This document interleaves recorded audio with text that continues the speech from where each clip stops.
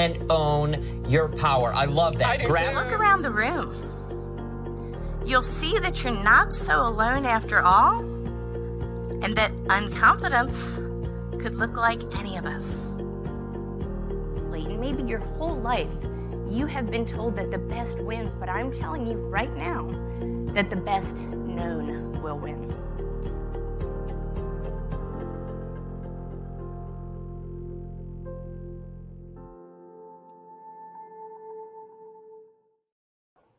Hello, everyone. Thank you so much for tuning in to another episode of Grasp Confidence Podcast.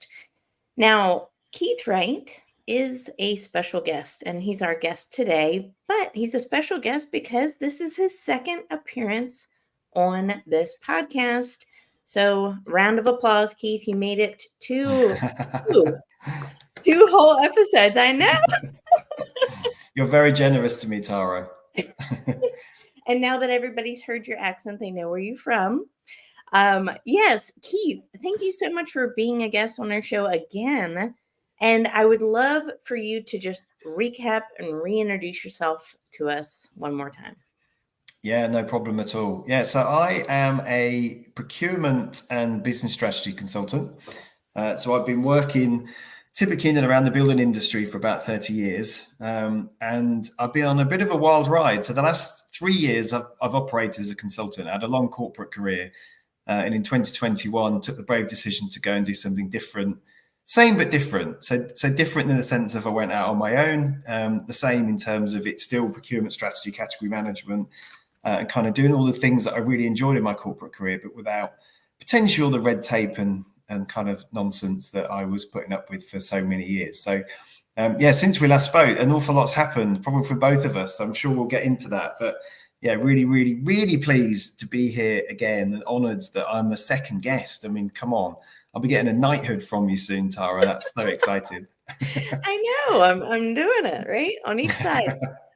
A lot has happened. So I love what you said. You and I had similar paths. You went a year sooner than I as far as becoming a full-fledged, entrepreneur.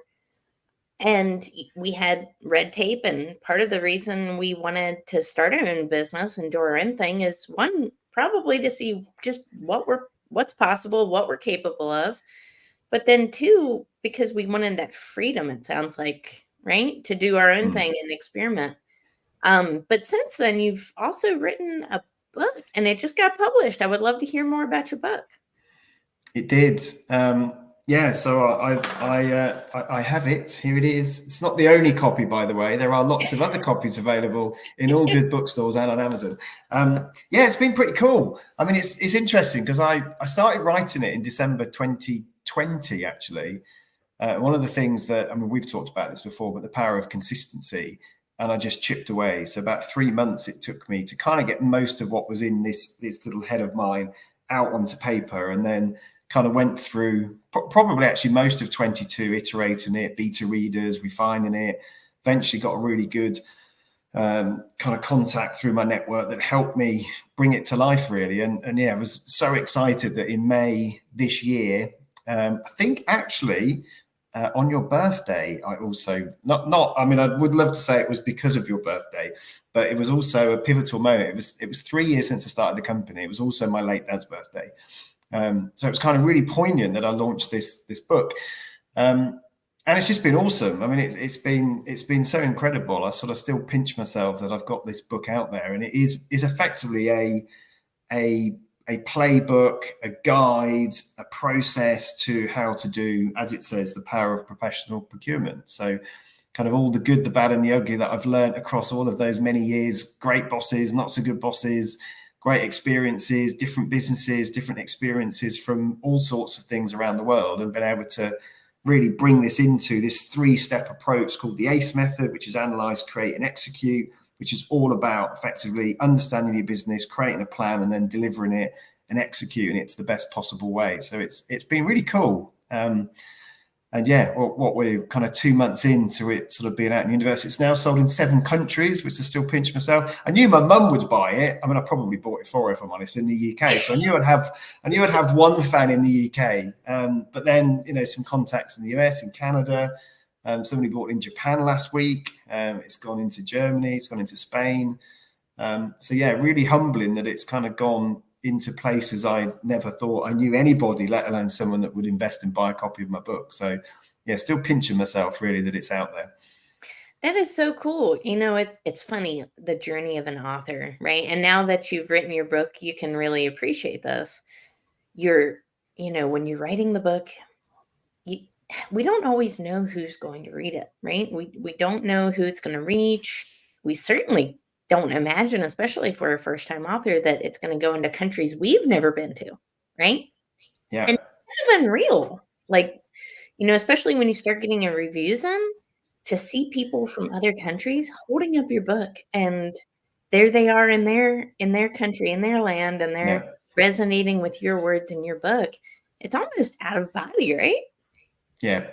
Oh, it's still odd. But then that's you sort of you relate that to how many books have we all read? I mean, I've always got multiple books, and we'll talk about yours because yours is on my second round actually, which is awesome. But when you sort of you just read stuff and you don't necessarily think about it in the context of, well, I don't until now, the context of somebody's written it. This is somebody's ideas, thoughts that's gone on that journey. You just don't necessarily think about it in that way until you realize as an author, how difficult it is to actually get it into that, into a book and then launch it to the universe. You think, gosh, it is very, very surreal when someone's, buying something that you've created that wouldn't have existed had you not created it. It's still kind of a bit funny thinking about it.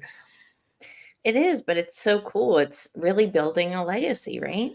And, it's sharing the valuable knowledge that we all have. And I think that's important. We don't always know the impact our books or story or knowledge are going to create, but we need to put those things out there because it is building that legacy. But you brought up a point.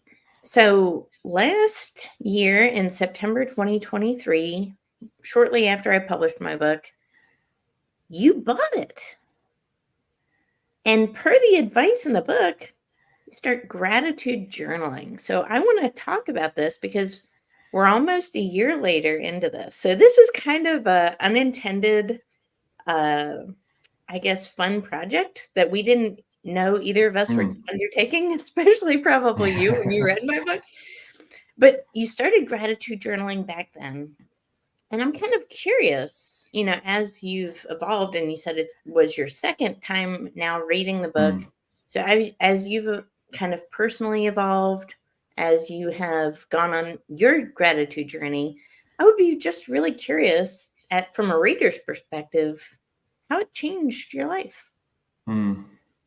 Yeah, look, it's really interesting, and you're right. It was sort of not by design that I've kept a copy of your book by my bed actually since I kind of first had it, and it's kind of always there. Oh, and wow. so interestingly, so cool. So I haven't yet filled out the whole gratitude journal, but I'm now 580 because I like numbers. So and actually, you're today 580 is round 2 podcast with Tara. So that's the thing I've just written in my gratitude journal today. But honestly, it's got so many things in it, and it's interesting because, and we talked about this, I think, on one of the first sort of the first podcast because I'd only just started it. But it's so interesting when you start capturing things that are positive, and just that mindset of it's far easier to stop bitching and moaning about stuff and capturing things that are amazing. I mean, there's some horrible conflicts in the world. I woke up this morning, just wrote, waking up in a safe environment where I get to live and work freely. Such a great thing this morning because I was looking at pictures of some awful things that happened yesterday. I've got to stop watching the news at the start of the day. But you just things that often you take for granted. And that's the point, isn't it? You put yourself in this positive framework where it's so easy. It could be something really small, just like having a sing on the school journey with my daughter and just seeing her laugh and giggle and smile. Now, there's those little things because you forget them. because stuff gets in the way and life's so busy. And it's really therapeutic actually reading back, because you generally forget. You remember the big stuff, good or bad, because those kind of stay in your brain. But it's the small little moments that pass us by all day long, and if you're not careful, they just get omitted from your memory forever. So I've sort of got into this healthy. I'm always this gratitude journal. It's always visible because I would try and capture it in the moment. But then, yeah, it's kind of, why did I start reading it again? I think I just thought, why not? I just started rereading the book, and it's super interesting because I'm now more conscious. The first time I read it, it was I didn't really know what it was, and was kind of. And I remember joking to you and said I was a little bit. Thought this is a bit flaky. This isn't kind of for me. This doesn't sound right. And then I've got. Yeah, obviously went through the book, and then having started to go through it, and I'm up to, I'll tell you probably know your book better than I do. I'm on The Power of Action. I'm on page, I don't know what page I'm on, about 88 or something. And it's really interesting because you start reflecting on how different, or at least for me, how different my mindset is the second time round to the first time, because I can see the things you're talking about, I can relate to them, because I'm implementing them. And obviously, because then you're more conscious, you start recognizing things. And obviously there's things you miss, because you can't consume everything the first time you read something. Certain things will stick better than others. But I've started going, oh yeah, I remember this point now, and I'm doing it, and I can see it, and I know how that's impacting me positively. But equally, there's some other things I'm thinking, yeah, I need to double down on that. And I need to make sure that, these types of things, don't be too hard on yourself. Give them gratitude for the person you were. I was your bits at the end of each chapter are so powerful, and I haven't written in the book, but I've kind of gone through the questions and gone, this time round, right, I'm hanging on to this thing that, if I'm honest, was perhaps still a little bit scarred from the first time round, but felt so much different when I was reflecting on it, going, thank you. I'm thanking you for that moment. That's helped me be the person I am, the business I've created, the dad, the father, the husband, all those sorts of things. It's created the things that I am, and I'm really grateful for that. So thank you. And I feel like that's a different release of energy to when I read it the first time, which is just really cool. It's really cool. I love that. It's gratitude comes forgiveness. Sometimes forgiveness of ourselves. I think a lot of time when we think of forgiveness, we think of a external, I need to forgive someone else. And sometimes we do. But how often do we hold grudges against ourselves? And I actually think it's more in proportion that we actually hold grudges against ourselves than we even do other people sometimes. And we don't necessarily know it consciously. But that's one of the first powerful thing is just having gratitude for the person that you were. I feel like that's so powerful because it releases you of those bonds, those detrimental holdings that you have that you don't even realize you have. And when you say and express gratitude for something, especially something that maybe on the surface doesn't look very favorable, when you can find the gratitude, I think that's pretty powerful because it really opens up your mind to an unlimited world of possibilities. Yeah, 100%. Very powerful, Keith. So, the first thing that you mentioned was, for today was having gratitude simply for the fact that you're in a safe place. Your environment is safe. You wake up in a nice, comfortable bed. But beyond that, you have a family unit. You're loved. Right there, those two things don't sound like a lot. But isn't it everything? Oh yeah, for sure. Yeah, and then we know there's always somebody significantly worse off than us at any moment in time. Somebody that's going through some trauma, some issues, some difficulties. They might look like on the surface at times they're not, but everyone has their own kind of issues. And I think that's it. It doesn't have to be, I'm so grateful I've got this brand new car or I've had this holiday. It's just those real simple, often things that we absolutely take for granted. Say just waking up. There's people that don't wake up every day. There's people that don't wake up and jump out of bed or able to exercise. Then there's just so many things that we can focus on that are absolutely things to be grateful for. Yeah, hundreds and hundreds and hundreds of things all the time. All the time. I think about that every time because we're all humans, right? And myself included. And I sometimes dread working out and going to the gym. And then I think, no. I'm grateful that I can do this. I'm grateful that I have a body that is mobile, that is able to lift weights, that, is strong. And you rethink, if you put gratitude in any situation, you get an increase. And then by the time you've done that little pep talk for yourself and realized how much you have to be grateful for about working out, you start to drive the car to the gym. You start to get the motivation to do it, right? Yeah. And I always think you're a long time sort of sedentary when you're old, or maybe not even old. So I'm sort of thinking, do the things now. We've made wife and I recently some very bold changes actually about our lifestyle, that we're actually moving house in the next kind of month or so, and we've made a decision now to do something that we would have done in 10 years time, and said, actually, we're going to be grateful for this opportunity. We're going to change something dramatic. And free ourselves up to go and live very differently in the next sort of 10 years, still working and doing all those things. But, we've kind of, rather than wait, don't wait 10, 15 years and then who knows, what situation we might be in. Let's just do it now. Let's take action, go and do something different and see what happens. Go on life's journey. Yeah. And that kind of created a boldness, it sounds like, too, right? Like, started off his gratitude, and you're already a confident guy. I want to say that to everybody listening, because it's not like you wanted to read the book to necessarily gain confidence. Of course, everybody can benefit from more confidence, but that gratitude may have created a boldness, and then paired it with the action, it sounds like, helped ignite some interesting personal changes that maybe would have been pushed off a little further. What do you think? Yeah, no, I agree. I mean, I suppose the other part of gratitude is you have to take accountability. And then once you're, whether it's good or bad, take accountability, be grateful that you've then owned whatever that situation it is.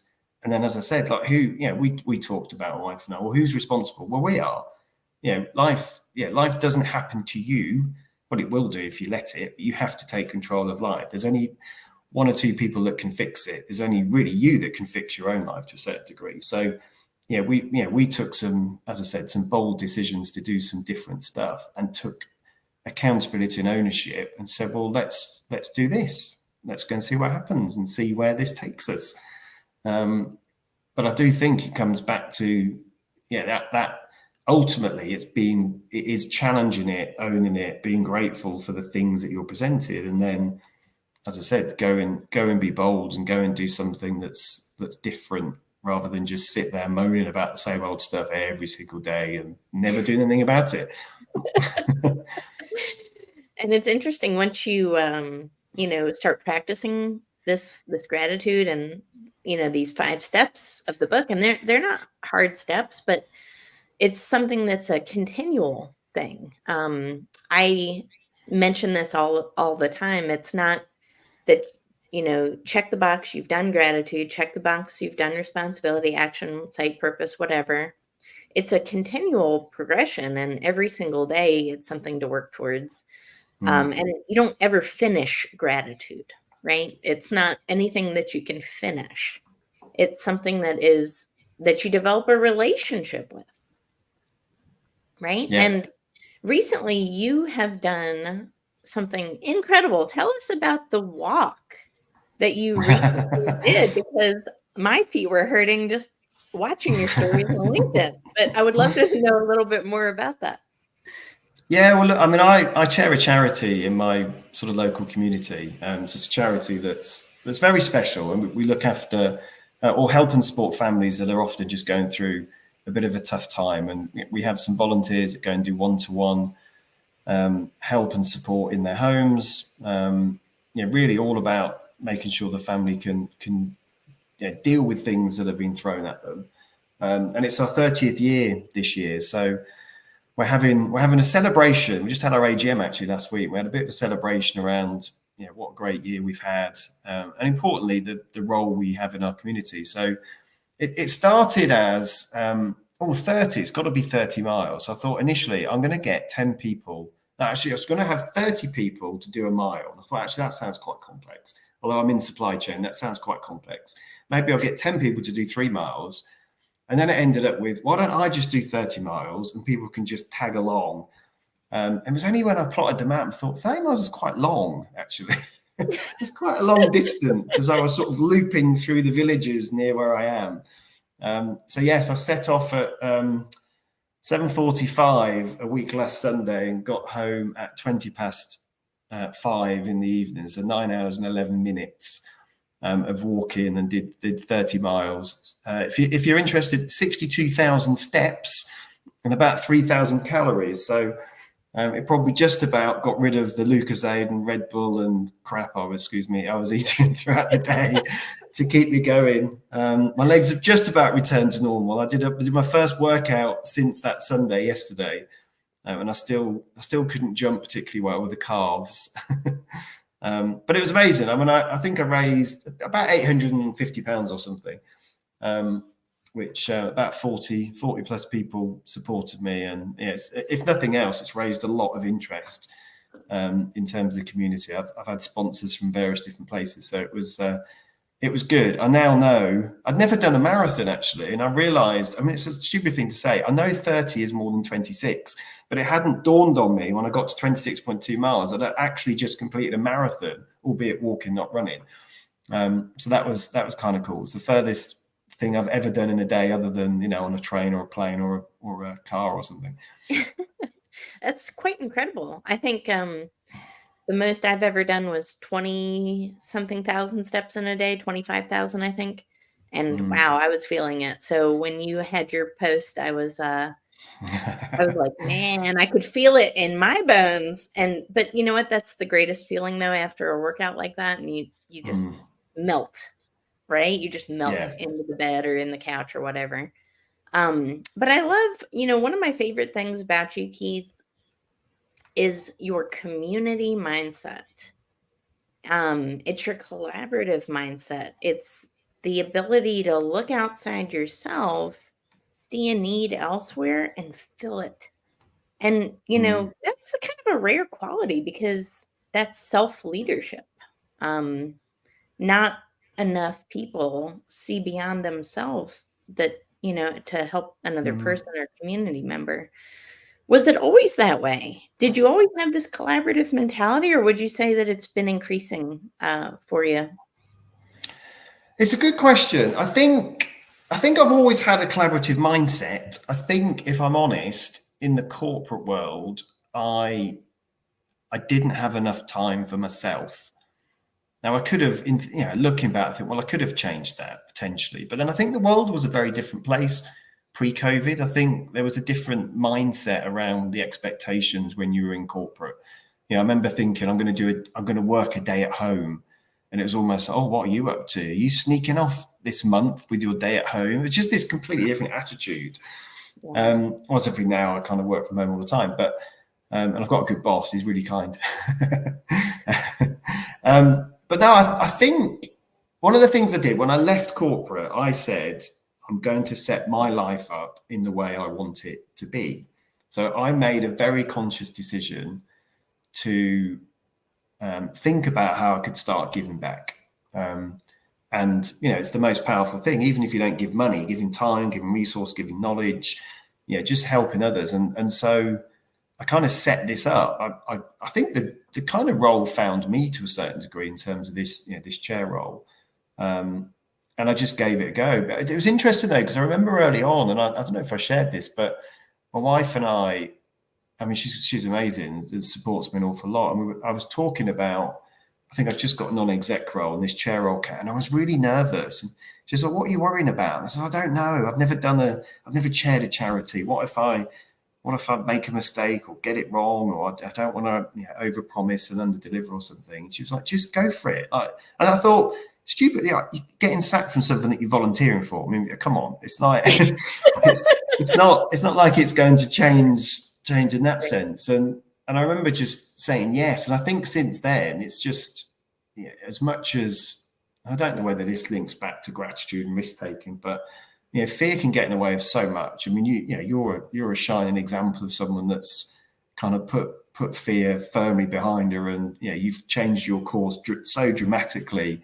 And I sort of watch the person you are and reading the book and hearing the story that you've been on. So it's very inspirational. But that's the problem. You can talk yourself in or out of anything.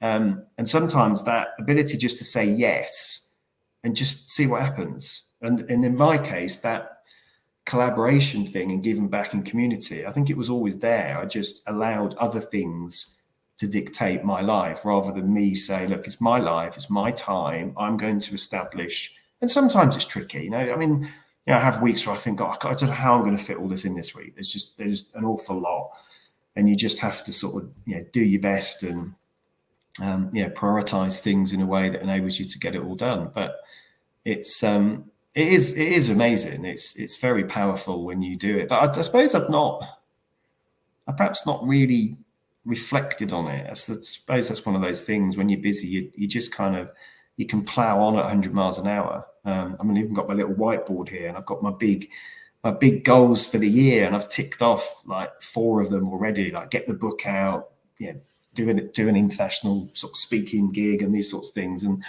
when you start putting those big objectives down, sometimes you can step back and say, do you know what? I've done all right. I've delivered some stuff. Give yourself a bit of pat on the back.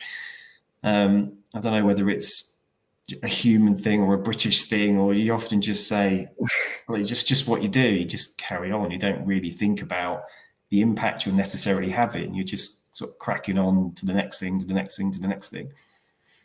Yeah. That felt like a very long answer to that question. Sorry, I went off on that, Tara. I love your explanation because I think gratitude helps build reflection. And kind of like what you're saying, we can all judge our success based on someone else all day, regardless of where we live in the world. But it's really, taking note of what we have accomplished and saying, you know what, that's pretty good. I've done pretty good. I've accomplished something. And sometimes it's something other people only dream about. And to me, that's success. If it's something that I once dreamed about that became a reality for me, you know what? I've achieved something great. And a lot of times too, especially the more successful we become in life, it's easy to lose track of those things, right? Because a lot of times we equate to success with, well, I'm not worth $20 million net dollars yet. But what are you doing, right? So we can look at what we don't have all day long and always feel like we're in the negative, or we can appreciate what we do have and feel a sense of increase. And again, that's the power of gratitude. It really is that simple, everybody. That I don't know of a lot of work out there that equates confidence and gratitude together, but for me, it was the only doorway forward because I needed to feel that gratitude and be able to express it in order for me to progress, in order for me to do other things. And I think a lot of people can relate to that. But it's not always easy, Keith, because gratitude, sometimes people don't know where to start, especially if we feel like we have nothing to be grateful for. Right? Maybe we're going through a bad time. And you mentioned that a little bit ago. Maybe you're going through like a traumatic experience or a loss or something like that. I'm curious your advice, since this is the second time you're reading the book. No pressure. No pressure. What would you say would be a good first step for somebody that says, gratitude? Come on. Because there's a lot of folks out there that are saying that right now. A lot of people thinking it's just a buzzword. A lot of people thinking that it's just semantics. What would you say? I tell you what, let's have a test. So I'm gonna read. Let's see what my first ever one was in my book. Oh, it's so interesting. It's about Home Start. So Mulberry Homes, this isn't an advertising plea, by the way. So they did a charity golf day for Home Start, raised £6,000 for us, which then increased to £8,000. I made a note. My second one, Dancing with Louise. Louise is my wife, at the back to school disco. It was a shocking disco in Maudsley. I'm really sorry, Maudsley, if you're listening. But we had a few drinks and had a giggle. Then Ellie made me brekkie on Sunday morning, and then I sunbathed and played Guess the Song with Ellie in the garden. There you go. There's my 4. So completely random. Could be the smallest thing, and I would have forgot about that. And I can now picture the corner of my garden sitting having a giggle in the sun back in when we had a summer in Britain. It feels like a long time ago. So that's a good memory. And I don't know. To me, there's 2 things I've always tried to be. One is being open, and one is being curious. And it's a bit like people that say, I don't like that. And you say, have you ever had it? No. Well, how do you know you don't like it then? Well, I just don't think I'll like it. And you go, but how would you ever? It could be the best thing you've ever had in your life. What if it's not, however you described it, a buzzword or something. What if it is that thing that just takes you from being slightly negative, slightly down, thinking nothing goes right for poor old me, and just starts changing a couple of things in your mind. And I think, when I mentioned when we first spoke, a few weeks ago about this, I was genuinely really surprised at how much I reflected on my journey reading back the book. And this isn't a scripted thing. I approached you and said, this is really interesting. I'm really interested to read this book again. So I just go, just stop being a doubting Thomas. Go and try it. You just never know. If you try it and it doesn't work, it doesn't work. It's not gonna change your life if you don't try it. It might just change your life if you do try it. And also, you don't need to have mega expectations of it. Just write some stuff down. Be in the moment. If you've gone to the fridge and there's food in it, you're winning because you're not starving. So write it in your book. If you turn the tap on and cold running water comes out, guess what? You're not going to die of thirst in the next day or 2. So there is absolutely no reason on this earth that you can't find something to be grateful for. And then it just becomes addictive. It's like, I hate if I've missed a day because I've been somewhere and I didn't bring my journal, I have to sort of sit there and catch up, see if I can get more entries into my book and go back. But it's hard actually if you try and go back. It's that bit of being in the moment. It's that present mindedness. And that's really, I feel like the key to the superpower of gratitude is the present minded state that it puts you in. Because so much of our life is a distraction, thinking about the future or the past. And so little of it is actually spent in the now. But in the now is where our power lies, right? Yeah, 100%. I love that. Keith, wow. I am so inspired. Thank you so much for being such a wonderful supporter of my book and of spreading gratitude on your platforms. And I see your content. It's amazing. You talk about your work that you do in business, but you also interlace it with your lessons on gratitude, and it helps uplift and inspire your audience in the most authentic way by teaching them that, hey, places like LinkedIn aren't just for places to talk about business. They're places to talk about finding your tribe and personal growth. And I think all of that is really important. So I appreciate you. I'm a big fan of yours as well. And for everybody listening right now, where can we, number 1, connect with you? Number 2, where can we get your book? So LinkedIn. So someone that looks like me that's got the same name as me. I don't know what my bio is called, but LinkedIn is where I hang out most of the time. I am on TikTok, but probably LinkedIn is the place to go. I mean, I have got a website, www.kwrightconsultancy.co.uk. There's a load of stuff on there. There's a page on the web that takes you straight into the book. There's a piece on my homepage on LinkedIn that, again, something you taught me to, which was Linktree, that's got a link to all the different places you can interact. It's got my book link on there too. So lots of ways, but probably LinkedIn is the main destination to hang out with someone that looks and talks like me and has my name.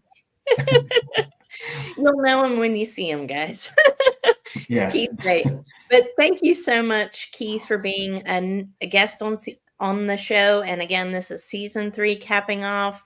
What a way to start season 3 with an expression of gratitude. And with that note, I just want to say I am so grateful for each one of you who listens to this podcast, subscribes, leaves a review, shares it with your friends.